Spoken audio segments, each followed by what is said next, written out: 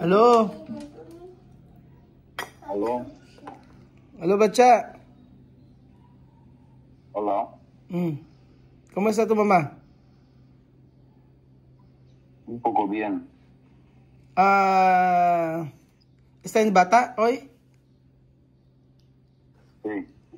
Ok.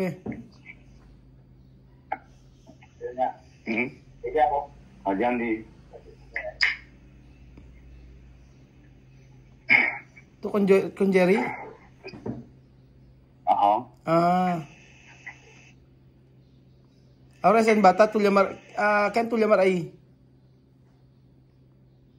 Hablar con todos, con Viviana, mire misma. ¿Con qué teléfono? No, no hablo contigo, Jerry. ¿Jerry? No, Jerry preguntar para qué llamar a misma y a mí. Sí, porque ha dicho haya ha ido de Bata, pero no ver a tu familia. Por eso yo mandé el mensaje con Vivian. Y también a tu mamá no contestar. Posible no tiene internet. Wifi. ¿Tiene wifi ahí? No, aún no. Sí. Yo he dicho hay que poner a wifi.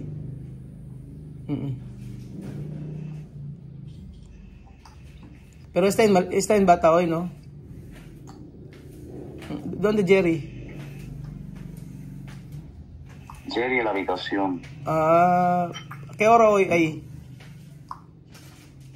Las 12:21 de la noche. ¿Todo tu familia está bien?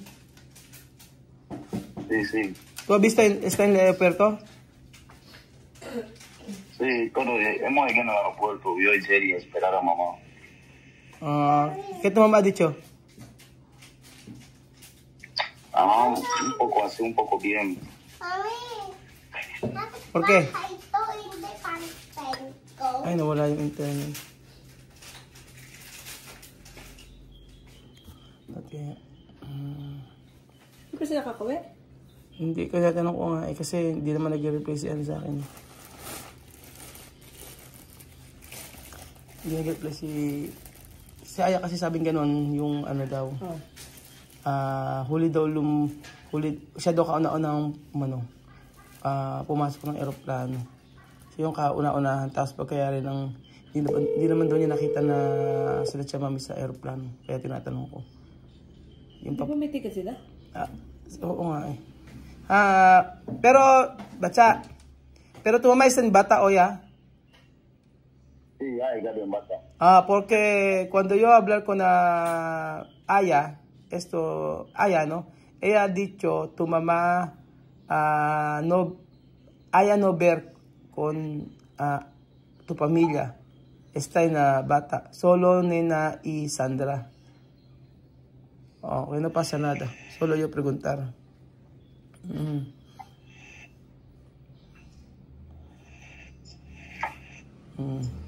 ¿Por qué tú triste? Ahí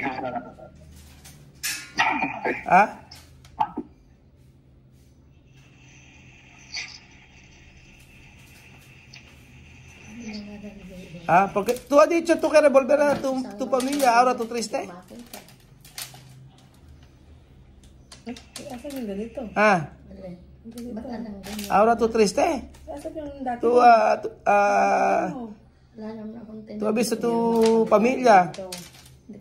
Ay, napuho. Si no pasa nada, tu familia no va a sufrir.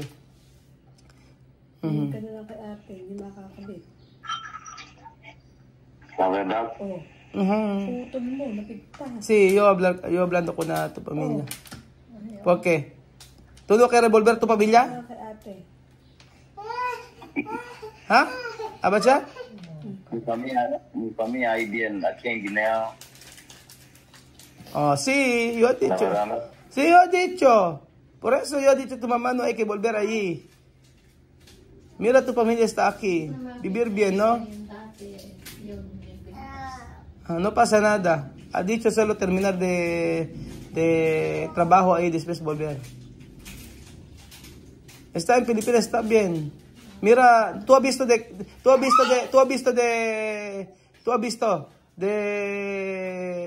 piel, de cuerpo, tus hermanos, ¿no? Misma, Amir, Ajá. Ali más grande ahora. Ujú. Si tú has visto, todo está grande, ¿no? De piel todo está bien, ¿no? Todo está bien. Ajá. O tú triste, volver a Guinea. ¿Abacha? La vida, ir delante, no volver detrás, ir delante. Ajá. ¿Qué significa? Ah, sí. Que la vida es ir delante. Ajá. No es la vida, no. Volver, sí. Ajá. No pasa nada. No quiere volver. No pasa nada. Solo unos años terminar todo de problema allí, todo cosas, porque también quiero terminar ahí de casa, ¿no? Cuando terminar va a volver, no pasa nada. Pero ha dicho antes, tú quieres volver a todos tus hermanitos. Antes, tú has dicho, tú quieres volver a tus hermanitos. Volver a Guinea. Antes.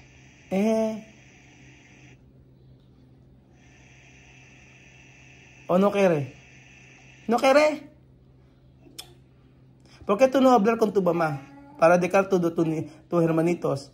Vivian, Amir y Misma.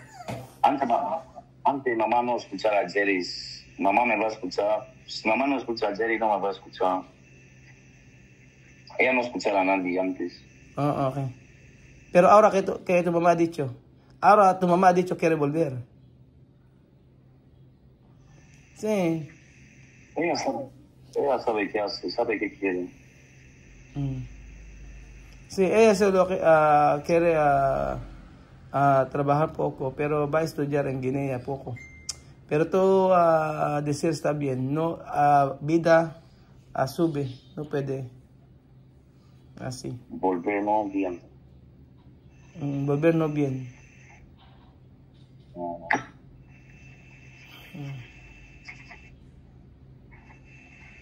¿Por qué tú triste? No hay que triste.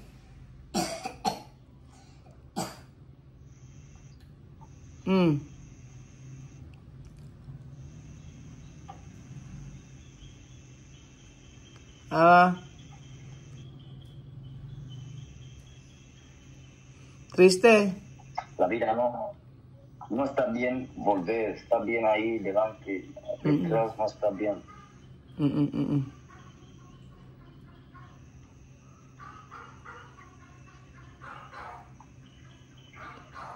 No pasa nada, solo a terminar de problema ahí.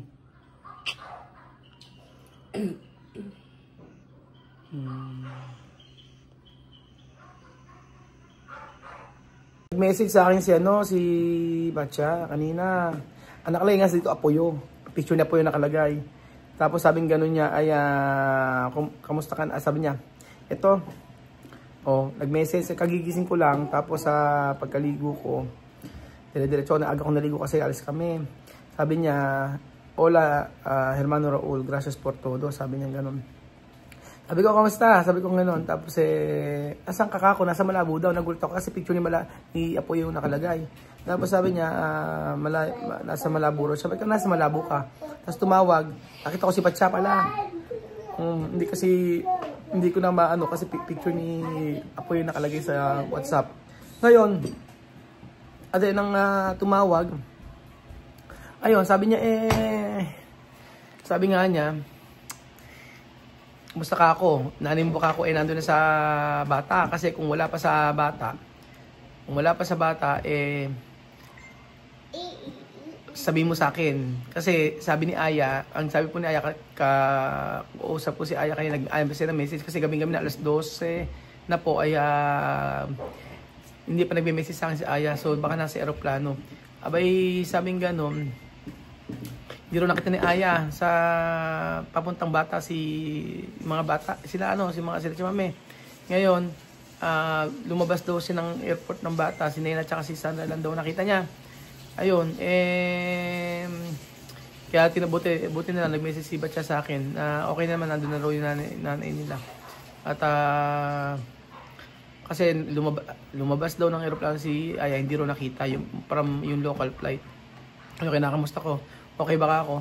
Tapos sabi ko sa kanya, di ka baka ako masaya? Sabi niya, hindi raw siya masaya.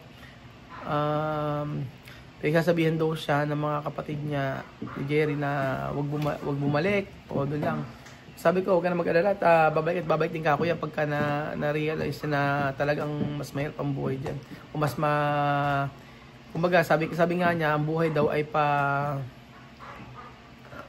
pa-adelante, hindi, ang buhay daw ay dapat daw pa-level up, hindi daw pabalik, ganun. Kaya ayaw niya talaga, ayaw din pala niya na bumalik. Sabi ko, kayo nagsabi na na bumalik. Sabi niya, hindi daw, kinakausap daw ni Jerry, tsaka siya pinipilit daw. So sabi ko, may mga project lang akong gagawin ng nanay mo dyan, and then after noon, babalik din naman ako yan, sabi ko sa kanya.